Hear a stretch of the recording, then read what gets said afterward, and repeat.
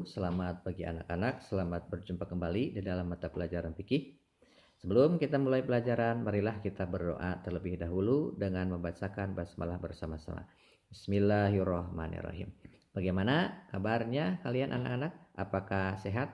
Semoga selalu diberi kesehatan, dan apabila ada yang sakit, semoga Allah cepat sembuhkan. Amin ya rabbal alamin.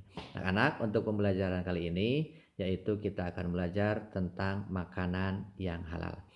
Pertama, apa itu makanan yang halal? Kemudian yang kedua, apa saja jenis-jenis dari makanan yang halal? Dan yang ketiga, apa saja hikmah dari mengkonsumsi makanan yang halal? Untuk lebih jelasnya, marilah kita simak penjelasan berikut ini. Makanan halal adalah makanan yang diperbolehkan oleh Allah Subhanahu wa Ta'ala dan Rasul-Nya untuk dikonsumsi, karena mengandung banyak sekali manfaat di dalamnya untuk kebaikan hidup manusia. Allah menciptakan makanan itu untuk memenuhi kebutuhan hidup manusia. Tetapi Allah juga menciptakan makanan itu ada yang halal dan ada yang haram. Karena Allah dan Rasul-Nya telah menjelaskan tentang makanan halal, maka kita sebagai muslim wajib untuk memilih dan mengonsumsi makanan yang dihalalkan oleh Allah dan Rasul-Nya. Makanan yang halal terbagi menjadi 3 bagian. Pertama, halal karena zatnya, dan yang kedua, halal karena cara memperolehnya, sedangkan yang ketiga, halal karena cara mengolahnya.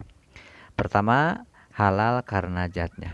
Halal karena zatnya adalah makanan yang oleh Allah dan Rasul-Nya sudah menghalalkan dan tidak ada keterangan haram di dalam nas Al-Quran atau Al-Hadis. Halal karena zatnya banyak sekali jenisnya. Contohnya, pertama, halal karena tidak ada keterangan haram di dalam Al-Quran atau Al-Hadis. Contohnya makanan tersebut adalah nasi, tempe, telur, tahu, sayur-sayuran, buah-buahan, dan lain sebagainya, makanan yang sering kita temui dalam kehidupan sehari-hari.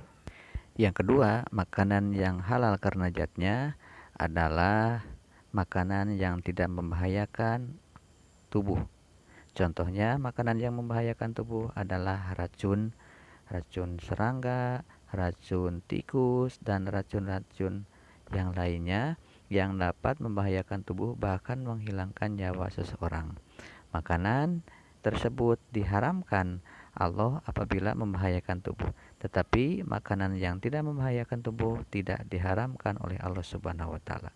Yang ketiga, makanan yang halal karena zatnya adalah binatang ternak. Semua binatang ternak seperti ayam, kambing, domba, sapi, burung, dan lain sebagainya itu dihalalkan oleh Allah Subhanahu wa Ta'ala, asalkan dagingnya atau hewan tersebut disembelih dengan memenuhi syariat yang diajarkan oleh Nabi Shallallahu Alaihi Wasallam sehingga dagingnya halal untuk dimakan. Yang selanjutnya, makanan yang halal karena zatnya adalah semua binatang atau hewan yang ada di laut. Binatang yang ada di laut, contohnya ikan, meskipun menjadi bangkai atau mati tidak secara disembelih, maka hukumnya halal untuk dimakan. Itu beberapa contoh hewan yang halal atau makanan yang halal karena zatnya. Allah Subhanahu wa Ta'ala berfirman di dalam Al-Qur'an, A'udzubillahi minasyaitonirrajim, ya ayyuhan nasu kulu mimma fil ardi halalan thayyiba wa la tattabi'u khutuwati syaiton innahu lakum aduwwum mubin. Hei sekalian manusia, makanlah apa yang ada di muka bumi ini yang halal lagi baik, dan janganlah kalian mengikuti langkah-langkah setan, karena sungguhnya setan itu musuh yang nyata bagimu. Di sini ada 2 syarat makanan yang boleh dimakan khususnya bagi umat Islam. Yang pertama, makanan tersebut harus halal. Halal karena zatnya atau halal karena cara memperolehnya serta halal cara mengolahnya. Yang kedua, syarat yang harus dipenuhi di dalam makanan tersebut adalah thayyib atau baik. Maka suatu makanan meskipun makanan tersebut halal, tetapi apabila tubuh kita tidak menerima makanan tersebut atau dapat merugikan tubuh kita, maka makanan itu menjadi tidak thayyib atau tidak baik. Maka kedua persyaratan ini yaitu satu halal, yang kedua thayyib itu harus terpenuhi.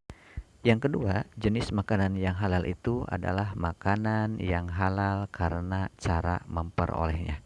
Suatu makanan bisa halal, di samping halal karena zatnya juga halal karena cara memperolehnya. Contohnya, cara memperoleh makanan dengan cara hasil bekerja, hasil memberi, atau hasil menanam kita di kebun atau di ladang, maka itu hukumnya halal. Suatu makanan meskipun zatnya halal, tetapi dijalankan atau dihasilkan dari sesuatu yang diharamkan Allah, misalnya mencuri, merampok, korupsi, menipu, maka makanan tersebut menjadi haram untuk dimakan. Hukum haram tersebut, apabila makanan yang haram dimakan kepada tubuh, maka tubuh kita otomatis telah memakan sesuatu yang haram, yang nantinya doa kita yang dipanjatkan kepada Allah tidak akan diijabah karena terhalangi oleh barang yang haram di dalam tubuh kita. Yang ketiga, makanan yang dihalalkan oleh Allah yaitu makanan yang diolah dengan cara yang halal atau dicampur dengan sesuatu yang halal.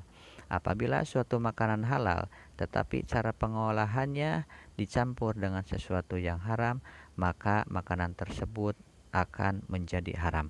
Contohnya, apabila kita membuat nasi goreng. Nasi goreng hukumnya halal tetapi diberi bumbu berasal dari bumbu babi, sedangkan babi tersebut menjadi haram, maka hukum nasi goreng tersebut menjadi haram. Selanjutnya, hikmah dari mengkonsumsi makanan yang halal adalah pertama, tubuh kita menjadi sehat dan kuat. Apabila kita selalu mengkonsumsi makanan yang halal, otomatis tubuh kita akan menjadi sehat dan kuat dan selalu terjaga kesehatannya. Yang kedua, hikmah dari mengkonsumsi makanan yang halal adalah diijabahnya doa. Seseorang yang selalu mengkonsumsi makanan yang halal, insya Allah doanya akan selalu diijabah oleh Allah. Sebaliknya, orang yang selalu mengkonsumsi makanan yang haram, maka doanya tidak akan diijabah karena terhalangi oleh makanan haram tersebut. Selanjutnya, hikmah dari mengkonsumsi makanan yang halal adalah kita mendapatkan pahala dari Allah Subhanahu wa taala. Dengan mengkonsumsi makanan yang halal, berarti kita telah menjalankan syariat agama yang diberikan oleh Allah dan Rasul-Nya. Sedangkan yang terakhir, hikmah dari mengkonsumsi makanan yang halal adalah kita diselamatkan oleh Allah dari siksa api neraka. Orang yang selalu memakan makanan yang haram, maka dia akan disiksa di api neraka, dan sebaliknya, orang yang selalu mengkonsumsi makanan halal dan menjaga dari makanan yang haram, maka dia akan diselamatkan oleh Allah dari siksa api neraka. Kesimpulan dari materi kali ini yaitu makanan halal adalah makanan yang diperbolehkan oleh Allah dan Rasul-Nya untuk dikonsumsi. Sedangkan jenis-jenis makanan yang halal adalah pertama, makanan halal karena zatnya, kedua, makanan halal karena cara memperolehnya, dan yang ketiga, makanan halal karena cara mengolahnya dengan cara-cara yang halal. Kemudian hikmah dari mengkonsumsi makanan yang halal yaitu pertama, tubuh kita menjadi sehat dan kuat. Kemudian yang kedua, doa kita diijabah Allah. Yang ketiga, kita mendapatkan pahala dari Allah. Dan yang keempat, kita diselamatkan Allah dari siksa api neraka. Sekian kesempatan kali ini, semoga bermanfaat. Assalamualaikum warahmatullahi wabarakatuh. Nah, itulah sedikit penjelasan dari makanan yang halal. Apa itu pengertian makanan yang halal? Kemudian apa saja jenis-jenis dari makanan yang halal? dan apa hikmah dari mengkonsumsi makanan halal. Semoga kita semua selalu diberikan keistiqomahan agar dapat mengkonsumsi makanan yang halal dan mendapatkan hikmah dari mengkonsumsi makanan yang halal. Amin ya rabbal alamin. Sekian penjelasannya, semoga bermanfaat bagi kita semua. Assalamualaikum warahmatullahi wabarakatuh.